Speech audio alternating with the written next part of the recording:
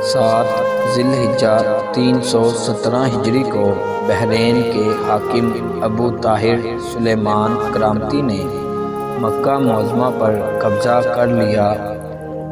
खौफ़ो harass का ये आलम था कि इस साल 317 हिजरी को हज्ज बैतुल्लाह शरीफ ना हो सका, कोई भी शख्स अराफात ना जा सका।